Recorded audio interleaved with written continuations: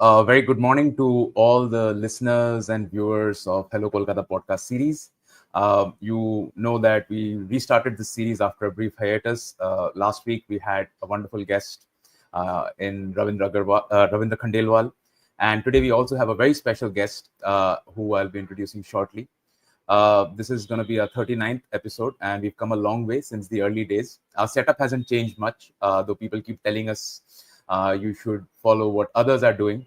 And the podcast scene is, really bursting with lots of creators. But we prefer to, do it this way, and we'll see how it goes. We believe in bringing great people on the show and listening to their journey, listening to their stories, and I believe that's the best content out there instead of all the jazz that you can put around it. So with that, let me quickly introduce the guest that we have today, and she's a phenomenal person. Today we have Pallavi Luharuka. She has been in the news of late due to the fantastic success at Shark Tank with her company Royal Bengal Greentech and BhavisyaPlast. But a little bit of introduction about Pallavi. She's a gold medalist in chemical engineering from Jadavpur University. She's an MBA, a cost accountant, and she's spent over a decade leading cutting-edge R&D and strategy at global giants like Honeywell before she decided to come back to Kolkata, and that's a common theme of Kolkata Calling, to build something of her own. In 2022, that's when she launched Royal Bengal Greentech with a mission to make sustainable technology affordable and accessible for India's MSMEs. And today she holds 5 patents in various stages. She's launched Grease and Greaseol, which is India's first eco-friendly lubricants with zero petroleum and animal fat, and that's phenomenal. And then that made RBG, or Royal Bengal Greentech, break even in just 6 months. BhavisyaPlast, which we were talking about, the groundbreaking invention, which is a cost-effective biodegradable plastic made from broken rice, made its debut on Shark Tank this season. And not only she got phenomenal response, but also a fantastic deal from the Sharks. Pallavi and RBG have been recipients of multiple awards, and this list is quite long, so bear with me. There's the Tata Social Enterprise Challenge, the thematic prize winner in 2024, TAI Global winner, Silicon Valley USA, Maruti Suzuki Idea Hunt winner 2024 from the GOI, and DSC nominee for ASEAN Malaysia, and also the only Indian startup to be nominated by the US Department of State for Tech Summit in Taiwan, and also an All India Champion 2023, and many more accolades coming Pallavi's way. So with that, we'll bring in Pallavi onto the main stage. Pallavi, thank you so much for joining us, and welcome to Hello Kolkata podcast. Thank you so much for having me. All right. So it was a long intro because there's so much phenomenal work you've done in the last few years, and obviously there's a lot of journey behind it. We see the success, but we don't see the journey behind it. So before we go into Royal Bengal Green Tech and your entrepreneurship journey and all the success in Shark Tank, which a lot of our listeners and viewers would be very keen to know about, wanted to go a little back in the past to know a little bit about your early life in Kolkata. You born and brought up here. Tell us a little bit about your background, your education, and your early days. Sure. So, as you already know, I'm born and brought up in Kolkata. So, probably 80% of my extended family is also based out of here. And I come from a business family. So, it kind of runs in my blood. So, it was always the plan to actually do something on my own. But I wasn't sure when and what I would do. So that's how, when I was choosing what educational qualification would suit my mission and vision, chemical engineering was the obvious choice for me because I had a mentor who was also a chemical engineer who is now leading our R&D, actually, our technical head.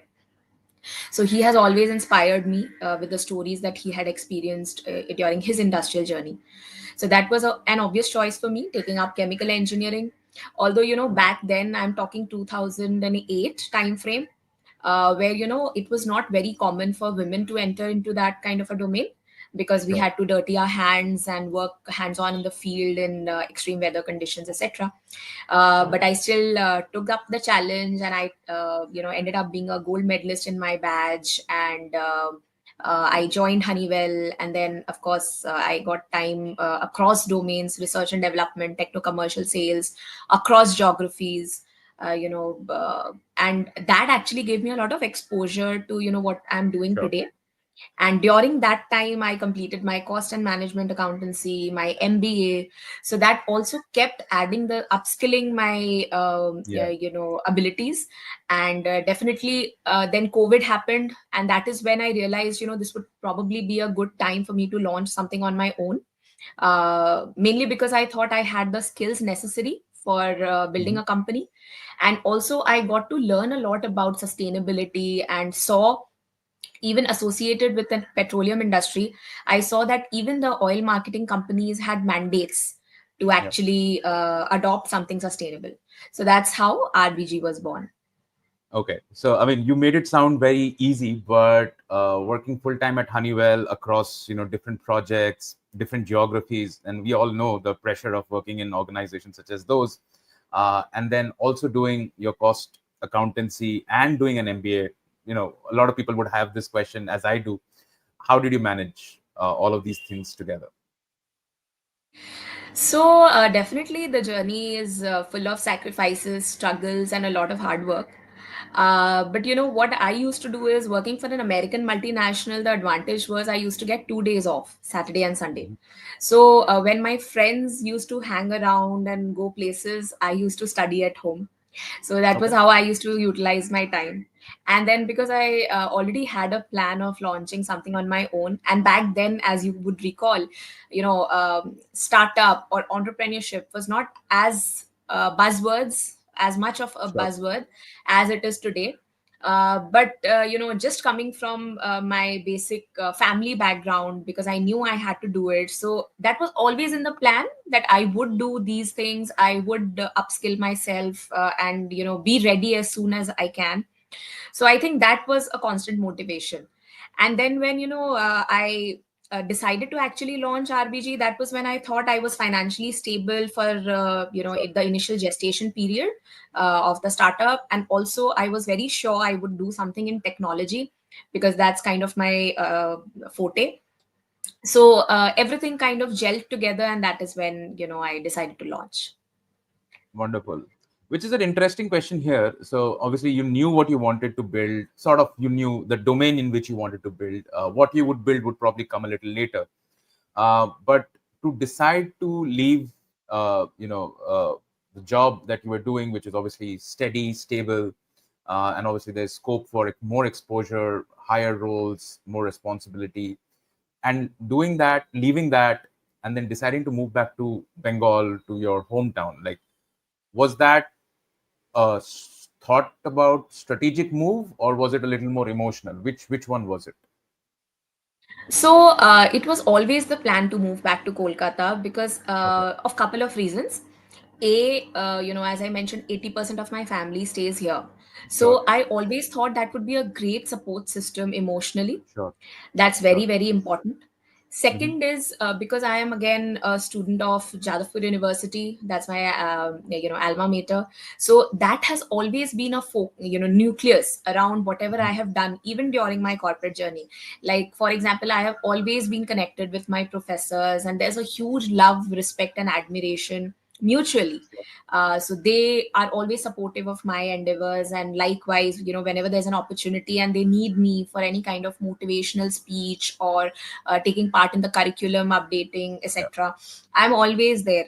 So I was pretty sure that whatever I would do, that would always be my nucleus. So that was two. And three, I'm extremely emotionally connected to the culture here. I'm born and brought up here. That's why, Sure. even I've named the company after Royal Bengal, right? Royal Yeah. Bengal Greentech.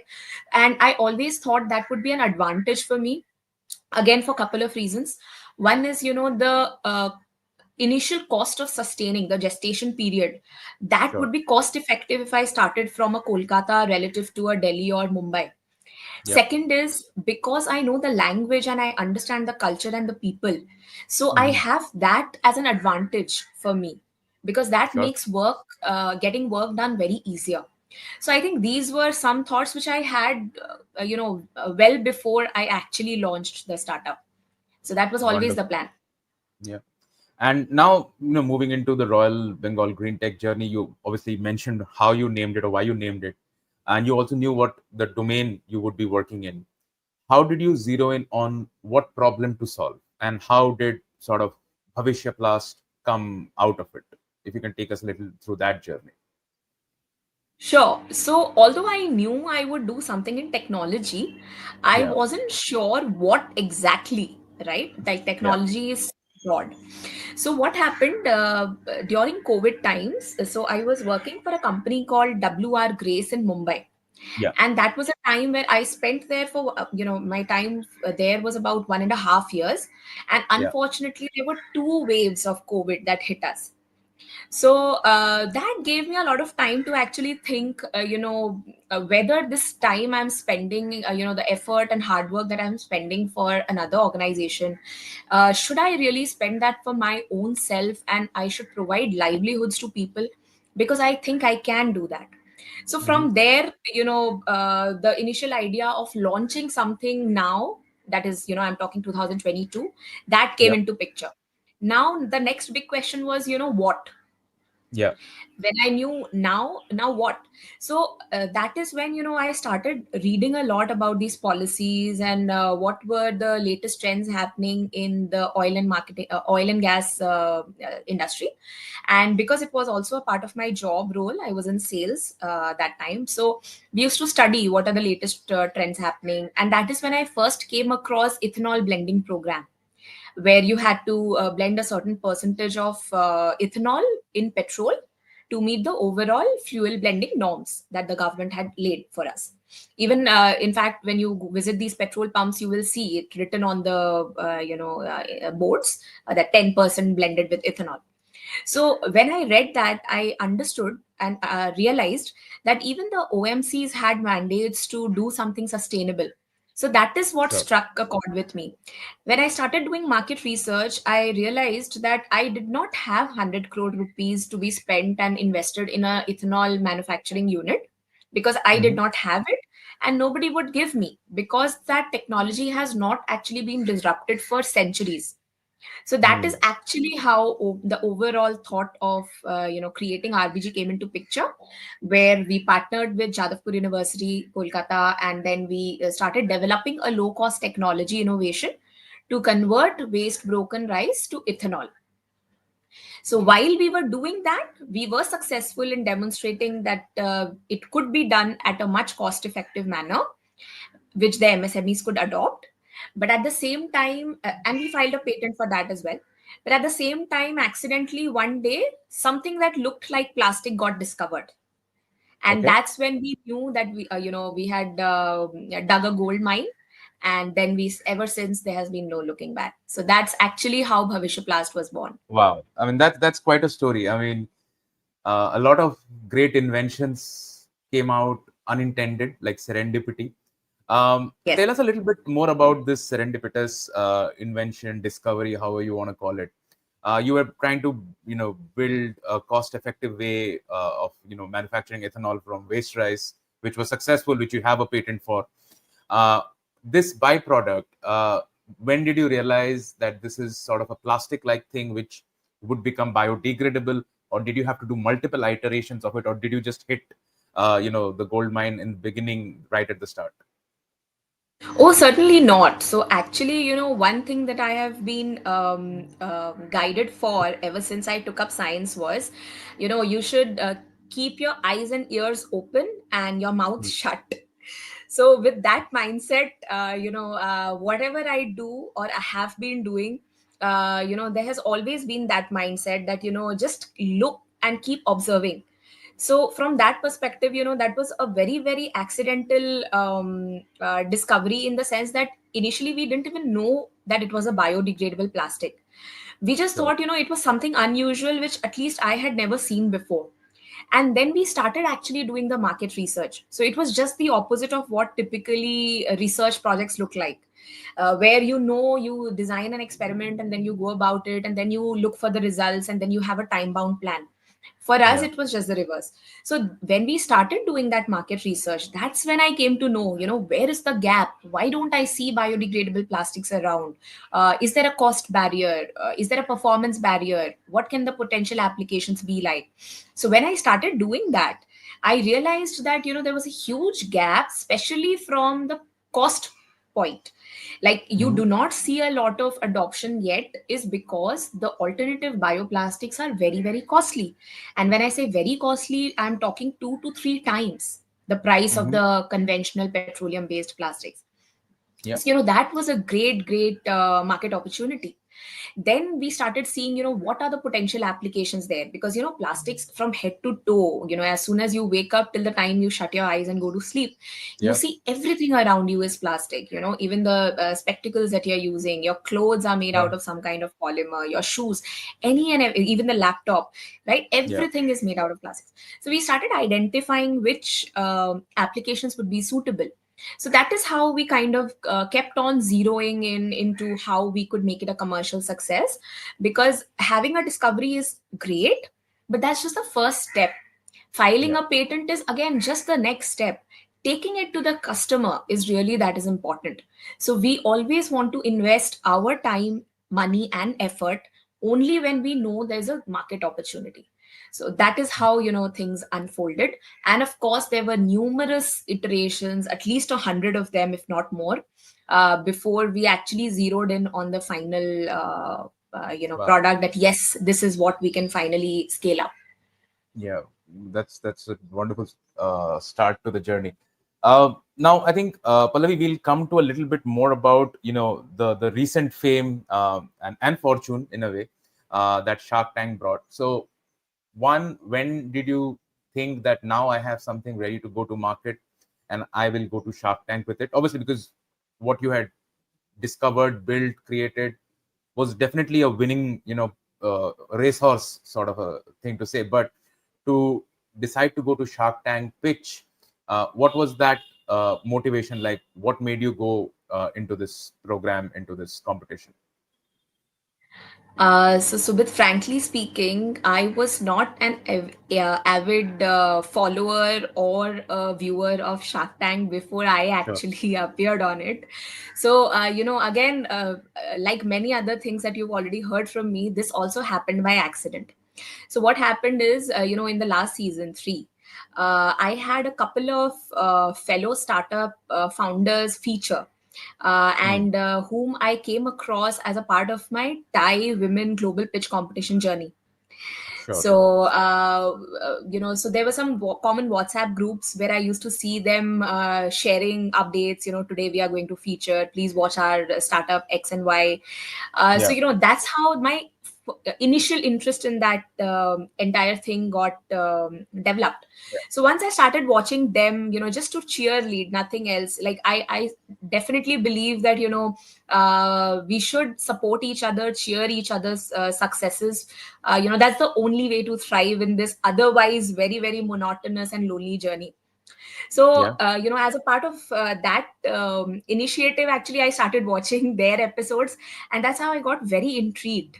I thought, that could be a great platform, and, people would know the brand, and our mission could be accomplished much faster than what we think it could. So, that was my first proper exposure. So then, just by chance, I thought, okay, let's apply and see what's in store for us. So that's how we applied for season four. And of course, we got selected. And then, one thing led to another. There were so many process, the screening process is quite stringent. And I Hmm. must confess, before I actually experienced and witnessed this entire journey, I had many other different kind of views about the show, right? That Sure. reality shows probably are not as real as they claim they are. But Hmm. after the journey after my experience, I actually realized how real, I mean, you could not ask for a more real and enriching experience as what happened to us at Shark Tank. So yeah, that was Yeah. pretty much the journey, and here we Okay. are.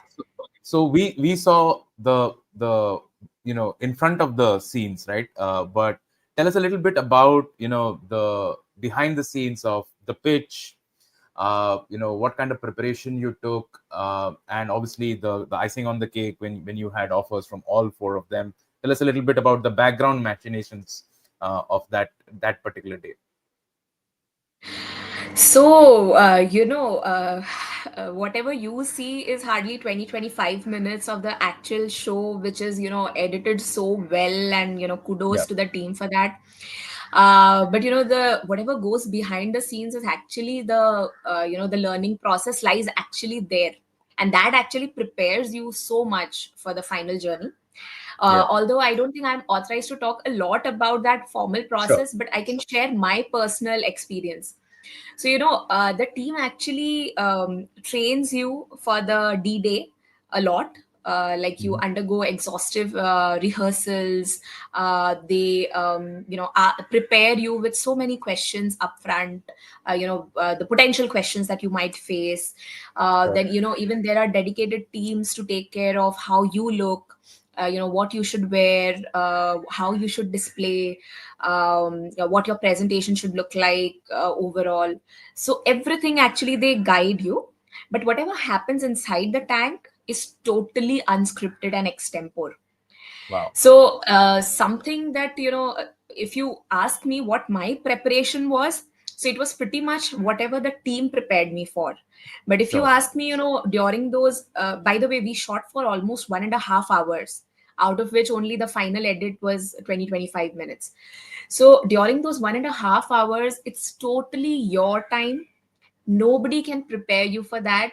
No Yeah, one knows what questions you are going to face.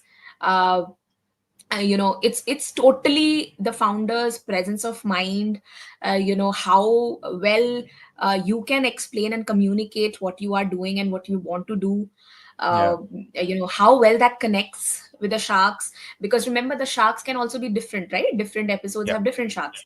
yeah, So all those things are taken into account. I think, when I wanted to prepare for the D-Day, I don't think I was able to pinpoint as to how I should prepare, because I did not. I was going through the same struggle. I did not yeah, know who would ask what. Whether at that point of time, किसी का mood off है. There's some challenge going on at home. There's some emergency, and still they have to sit because there's a commitment. There's so yeah, many things. Ultimately, we are all talking to human beings at the end of the yeah, day, and they don't know you, you don't know them. you know yeah, uh, so everything is what happens in those 1.5 hours.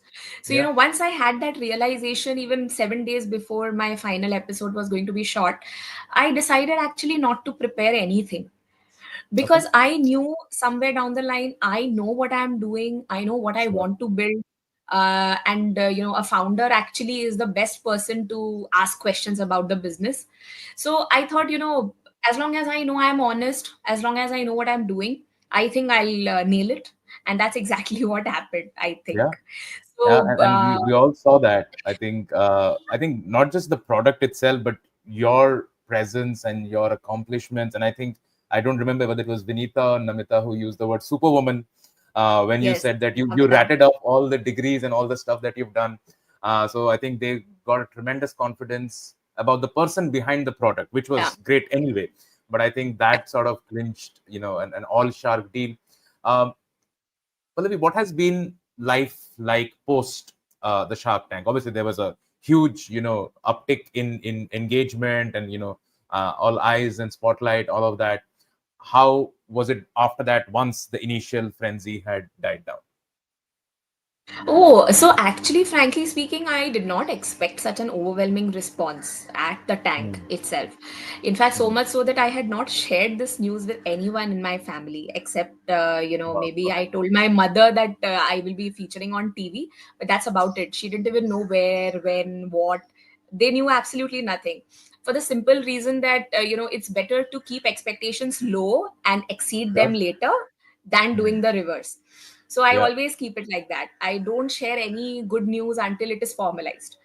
So because even I did not know, whether I would Of cry course. and come out, how the product would be received, and etc. So so after I saw the overwhelming response, and mind you, whatever we see on TV now, Mhm. I am also seeing that for the first time. The simple reason being, when I'm interacting with them, I'm answering the questions, I can look only at the person whom I'm addressing to. I do not know how the others are reacting or responding. And there are Yeah. lights all over the place, and you are on focus. So it was a pleasant surprise for me to see the admiration in the eyes of the fellow sharks when I am Yeah. answering a particular shark. So I think that love and support that I see even post the shoot is actually overwhelming. When you see and you read the comments, now that it is live on YouTube also, you know, people writing things like, I had lost faith in studies, but now I think educational qualification is important. Yeah. All sharks is less than equal to Pallavi. I think, Yeah. yeah, I mean, these are overwhelming comments. More than the comments, it actually translates into faith and honesty. It makes me believe that yes, I have probably done something meaningful in life, because Yeah. whatever business transactions we are undergoing now is definitely the objective, right? Yeah. But the larger objective is also to have like-minded people join you along your journey. Because Mhm. I'll share another reason why I decided to found RBG when I did. So I Mhm. was I launched this in 2022 when I was 32 years of age, right? My plan is to launch a happy home for children who don't have one by the age of 40, when I turn 40. Okay. Because I want to be energetic when I do that. I want to meaningfully take part and contribute to what the cause is for, rather than, just give a donation and let it Sure. happen on its own. I want to Sure. empower livelihoods. I want to empower the children. So, if that is the overall objective, Mhm. business is just a part, or entrepreneurship is just a way to reach that goal faster, which I know just being a part of some other organization as an employee would not make me do that so fast. Yeah. So now that I've mentioned that, all this support system actually takes me closer to my journey. So Mhm. now I am being able to, our team has almost doubled ever since that episode got aired. We have strategic partnerships not only domestically but globally, because Mhm. people have that instant faith in us. So they are Yeah. willing to give us that chance, even before they want to, like they've already heard me and they know our products, they know my credentials. So all that is already taken care of. So my initial effort is now, much less.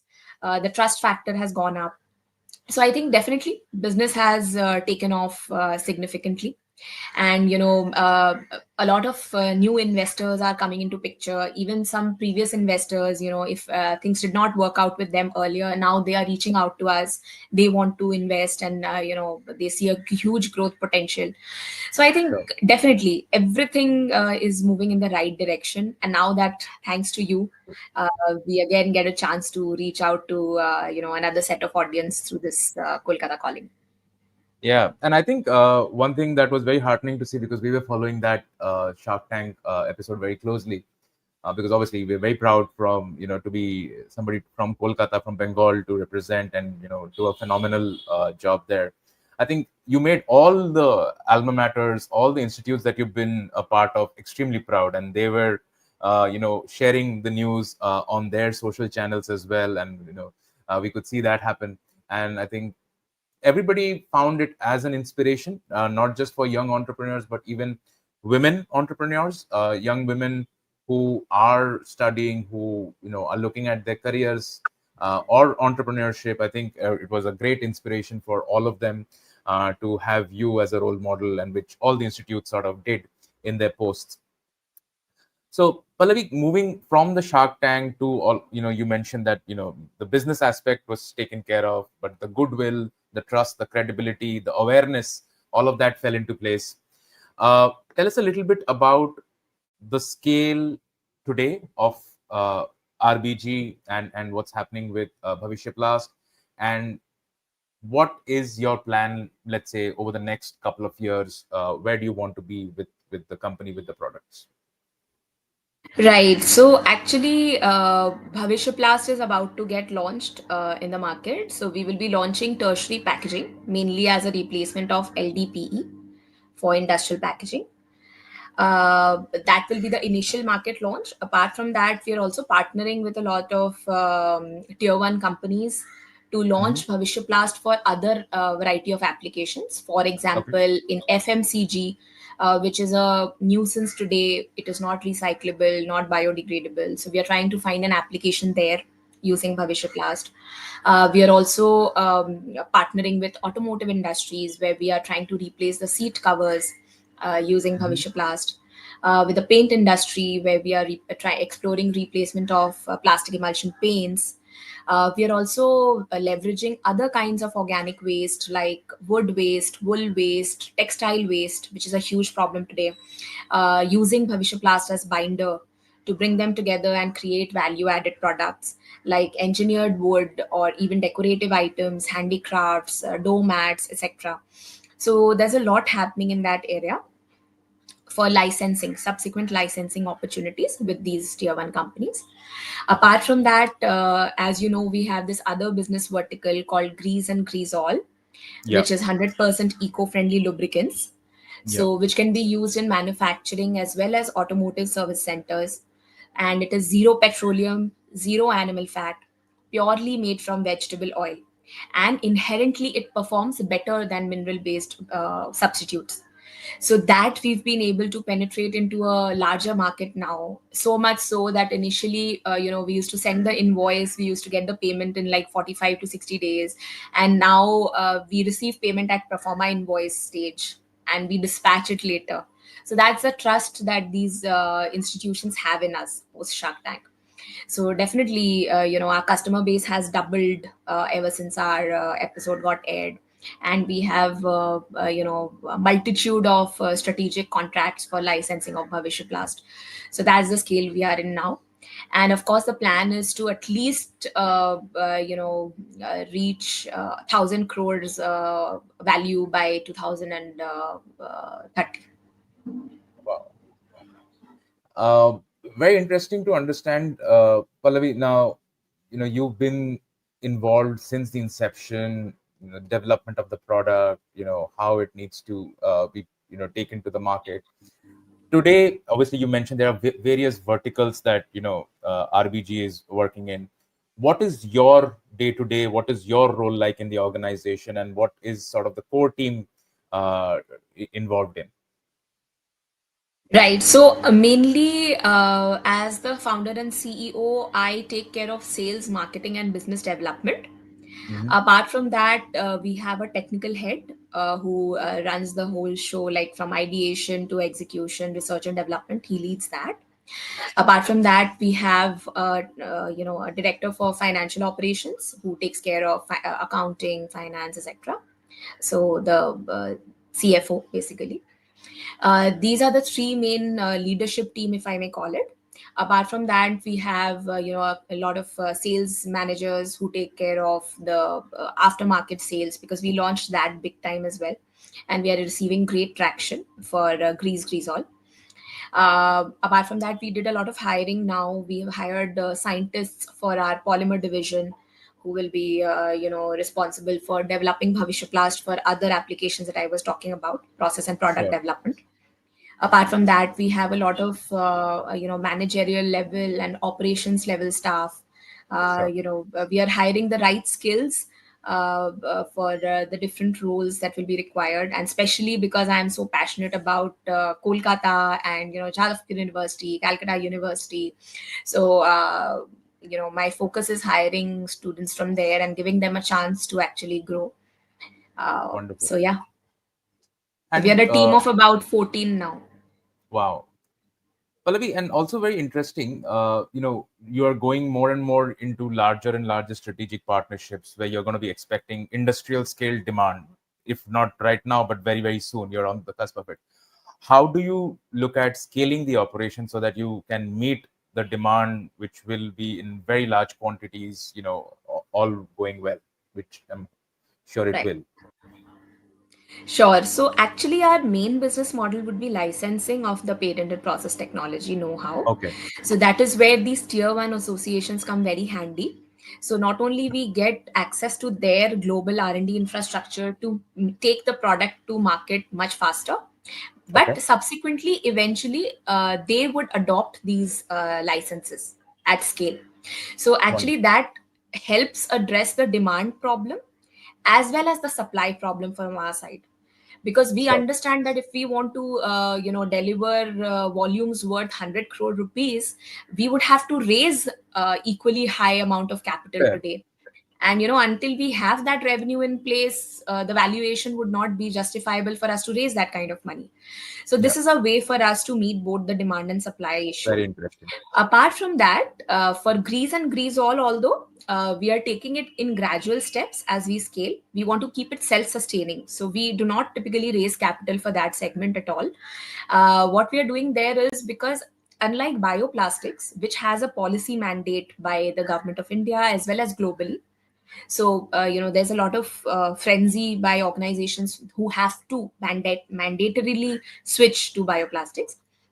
Biolubricants is relatively niche. Like the Hmm. policy mandates do not exist as of now, but Yeah. it would be eventually. So we are looking for those early adopters who would be switching, even 5 to 10% of their total consumption today. So we grow as the demand grows. So we are keeping it very slow and steady. Very So this interesting. is how we intend to, yeah, And I grow. think it's fantastic because what you mentioned, your partners who are adopting your technology, the patented process, they already have their own set of customers. So it's Yes. probably easier for them to suggest substitutes to their already existing products, maybe at a lower cost, higher productivity. So that makes great sense. Uh, Yes. Pallavi, from the lens of an outsider who's not been into technology or sustainability, for us, and I'm just saying personally, maybe others will echo it. We've been hearing about sustainability for a very long time. That we've since our school days, we've been reading environmental sciences and how sustainability is important, and all of that. But when it came to coming face to face with sustainability in our day-to-day lives, as you mentioned, right? Uh, Still the proliferation of animal products, proliferation of non-biodegradable material has always been there, and for some time it just seemed that it didn't change. Like whether you have consciousness, awareness, or even policy mandates, things didn't really change on the ground for the common people. How do you address that? Do you think about that at industrial scale? Sure, that may start making inroads, but at the consumer level, how do those changes that you are trying to bring actually trickle down to? Oh, absolutely. So we, being in this business means we have to think about consumer adoption at the end of the day. So actually, we work backwards. So if you Hmm. recall, I did mention that one reason, big reason why bioplastics is not as widely used and adopted is price.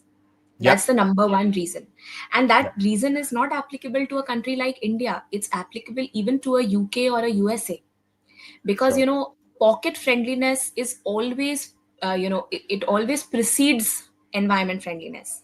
Yeah. So that's exactly where products like BhavisyaPlast and Grease all come handy, because we have been able to attack that number one price problem. Hmm. So because that has been addressed, that makes adoption fairly easier. That is why you see, like even the current manufacturers of the other biodegradable plastics that are widely used today, even they are reaching out to us and saying, can we do some retrofitting and switch to your product instead. So that is how we are enabling adoption. And if you recall, again, RBG stands for making sustainability affordable, Yeah. right? So that has been the core of whatever we build. And Okay. whenever we meet consumers, we always spread that awareness. I'll give you an example. Like as I mentioned, bioplastics, there are mandates, people are Yeah. already aware, they have some substitutes. For example, paper is also an eco-friendly substitute, so people are willing to use it.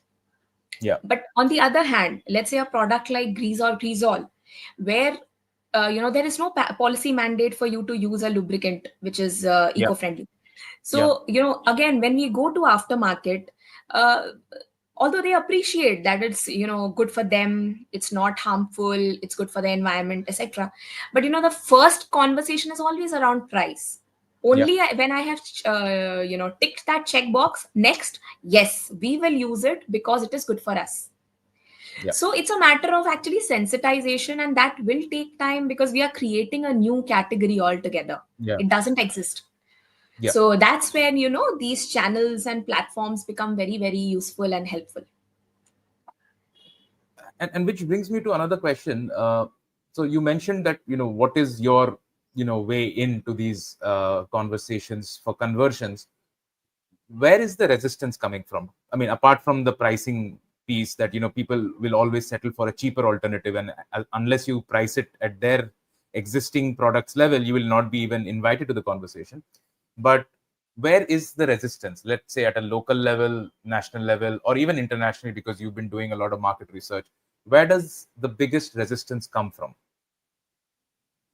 Frankly, the scale itself is a big resistance to change. The reason is, if you see 100 items around you which are made out of petroleum, and Yeah. when you come and say that, there's someone called Pallavi and some company called RBG and a product called BhavisyaPlast or Greasol, Yeah. why would I take the trouble of switching to that Sure. where 99% of the problem still remains the same? Yeah. So I think, again, that requires a lot of awareness and marketing, so that you appreciate the fact that if you don't start from 1 out of 100, you will never reach 100. You will Correct. remain at zero only. So I think that is where, that is a main, I will not call it challenge, but that is something Hmm. where a lot of work needs to be done. And that's Sure. where, we believe in taking that first bold step, and every other step will just follow. Fair. Pallavi, I mean, I'm sure you would have been asked this, many times in the past, uh, and this is something that is always very, I would say, critical to an entrepreneur's success. Is, as you mentioned, the support system and the freedom to make your own choices. Now, being a woman, it's always more difficult, right? And I'm sure you've been asked this question many times. Uh, Obviously, your journey has been exceptional because of all the accomplishments, the hard work and discipline, and obviously you mentioned the support system. But you've been part of these ecosystem, women entrepreneurs ecosystem. You've worked side by side, many of them. What has been your experience for women entrepreneurs, the challenges they face, and is enough being done to support them? Are they getting the same opportunities? Are they getting the same funding? What is your take on the whole issue? Frankly speaking, my personal take on this angle is very, very different. Hmm. I rather thought, so actually, let me take a step back. So, as an individual, Yeah. I have been raised to be very, very independent and Sure. confident. So, even throughout my journey, like in my chemical engineering, let's say for example, I was the only woman in a batch of probably 30 students who used to attend classes. The Okay. others chose not to attend classes, which is Sure. perfectly fine. They are equally Yeah. intelligent, they just know how to use that intelligence differently. Sure. So I have been, used to being the only woman in a class of, let's say, so many students in chemical engineering. I joined R&D at Honeywell. I was the only woman in my team of like 10 people in that particular group.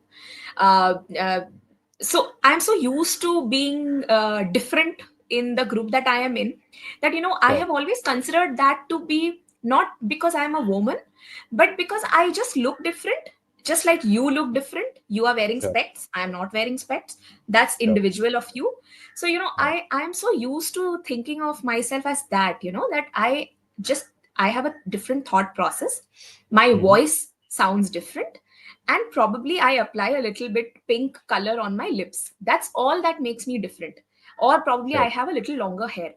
So, Sure. I have realized over a period of time that if I perceive myself in that manner, others perceive me in that manner as well. If I behave like a touch me not, others will also behave like that with me. Sure. So that actually helped me throughout my journey, I believe. So much so, I will also go to the extent of saying, I probably feel, even today, I am in a space which is supposedly quote unquote male dominated otherwise. Yeah. So whenever I'm meeting any customers, for that matter, I'm the only woman in the room. But that Mhm. hardly matters. Rather, if at all, it matters in a positive way, because there's an Sure. instant trust. They believe that yes, I can trust, she probably has the credentials, that's why she is able to stand here in front of us and talk in the same language. So let's hear her out. So Mhm. my personal belief is actually that has been an advantage for me personally. And of course, after that, whatever I speak, whatever my products look like, how they perform, that speaks for itself. So my personal journey has been very, very enriching. I don't think there has been anything specifically because of my gender. At least there is nothing that has pulled me back. If at all, it has propelled me forward. But That's yes, having said that, I also appreciate there are concerns which need to be addressed. But I personally believe the concerns cannot be addressed at this stage. The concerns have to be addressed at maybe yeah, primary or secondary school stage. yeah, That yeah, is where the cultural and the other mental barriers that everyone has, including us, as women. yeah. I think it has to be bridged at that level, and all the other subsequent levels can be bridged on their own. Yeah, I was going to say that from what you were saying, and again, I'm nobody to pass an expert opinion on it because I'm not a woman here, but from what you said, it sounded like that a lot of these constraints are self-imposed or mental barriers we put, given that there are actual restraints, constraints that women have to operate under, and a lot of biases do exist. But a lot of the barriers that you spoke about are self-imposed sometimes, and some of those, as you rightly said, come from very early childhood, the homes that you're brought up in, how you're brought up. And you mentioned that you've grown up in a family where you've been treated no different than having a male child. So I think that starts from there. But I appreciate the nuanced answer, Pallavi, and sharing your experience, because it's a refreshing take that you know in many ways it's something that is extremely heartening to know, that somebody feels this way, and not always saying that no, oh, it's always been a struggle, it's difficult. But thank you so much for saying that as well. While we will never go to the extent of discounting any of the actual struggles that some other women have faced in the field of entrepreneurship or in any other field. Pallavi, with that, we'll move into, again, could be a little bit controversial, but and we were talking to a guest last week who had a sort of I would say cautious optimism about Bengal and Kolkata, and there's a common thread running through all the guests that I've been very fortunate to speak with, is that they actually love Kolkata, and the love manifests itself in two ways. That I love it so much that the shortcomings and the failings don't really matter, because there's so much good there. And the other is, I love Kolkata, and hence I want it to be better, and I feel my voice of criticism should be heard. uh, Having been a Kolkata girl through and through, building a business at a national scale, and hopefully soon international scale, from your lens, how do you see Kolkata from a business ecosystem point of view, from a talent point of view, from a socio-cultural point of view? Where are you on the whole spectrum?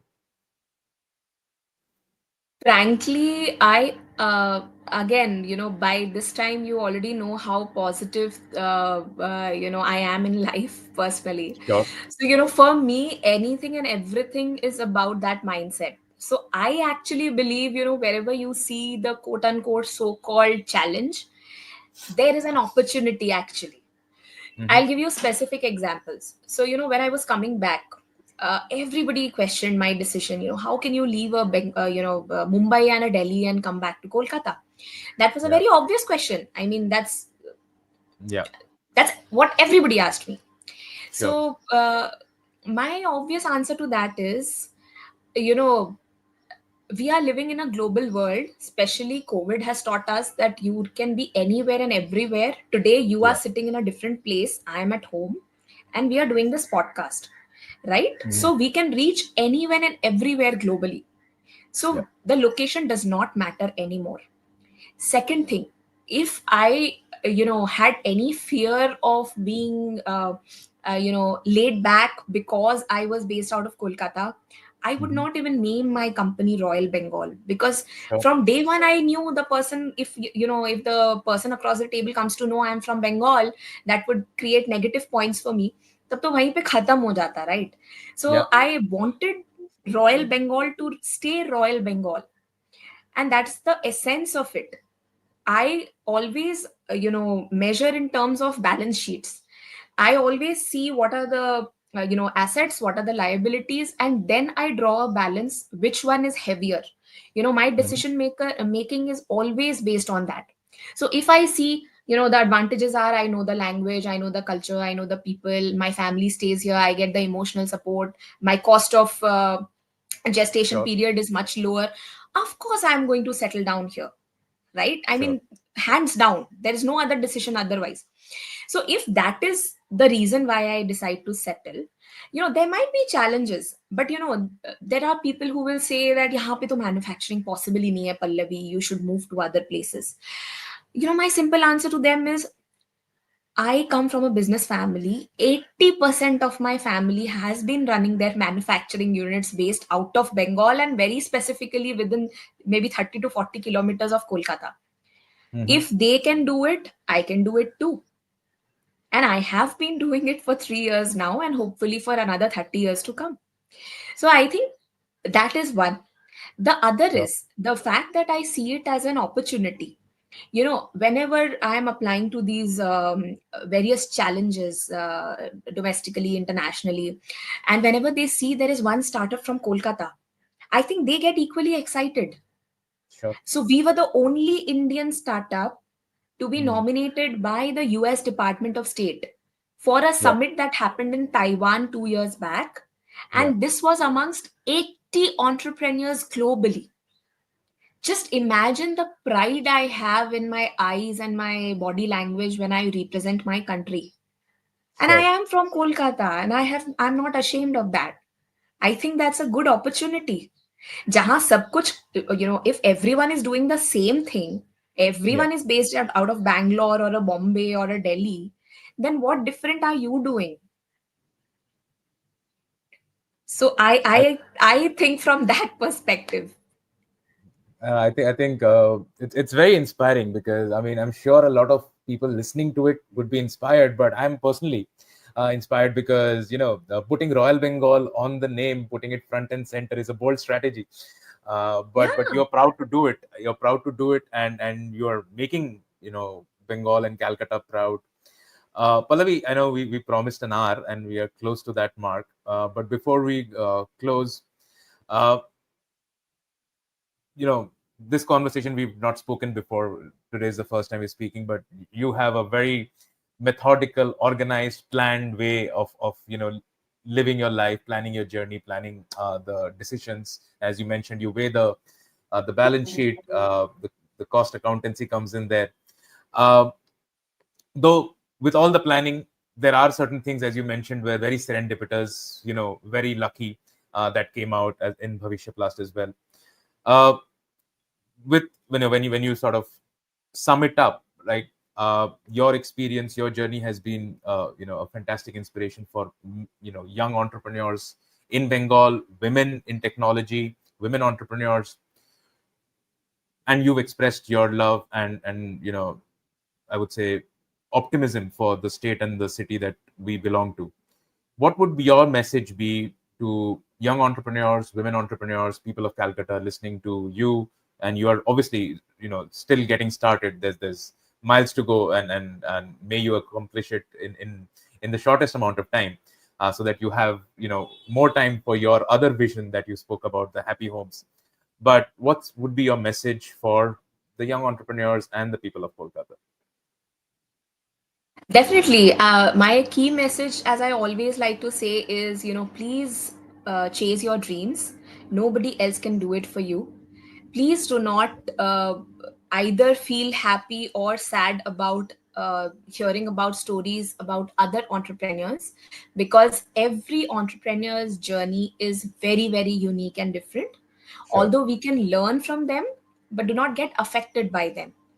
uh, cheer each other, because that's the only way to survive in this otherwise lonely journey. And perseverance is the key.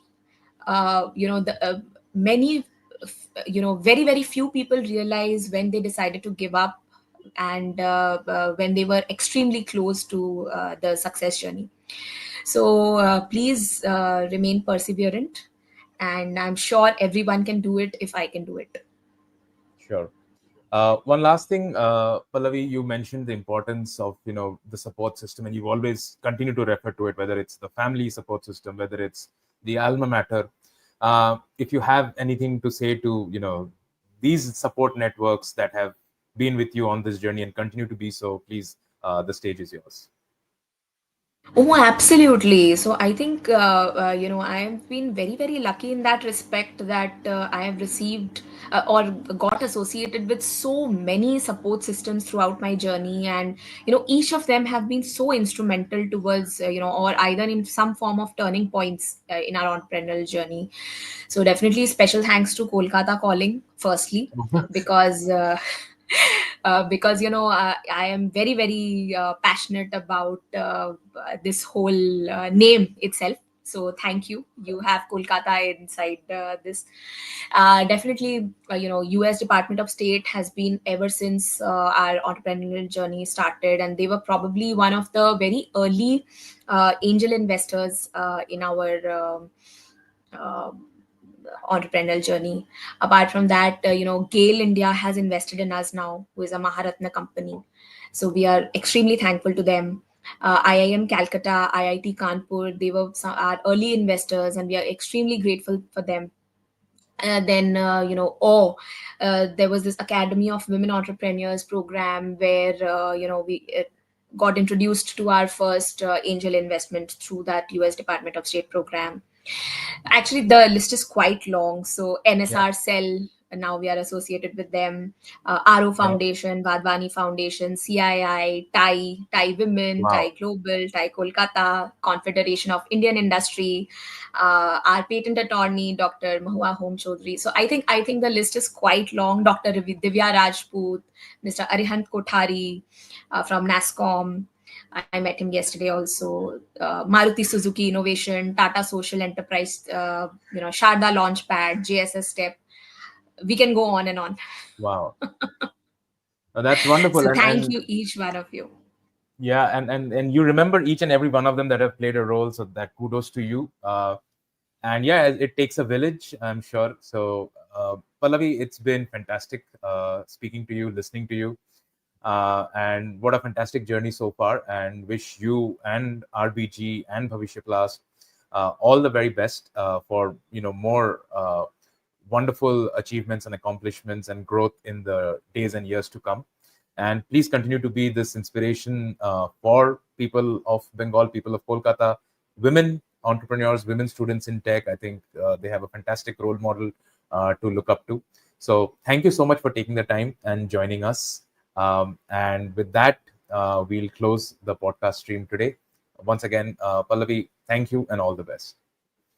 Thank you so much, Subit, for having me here. And thank you, Kolkata Calling. Thank you so much.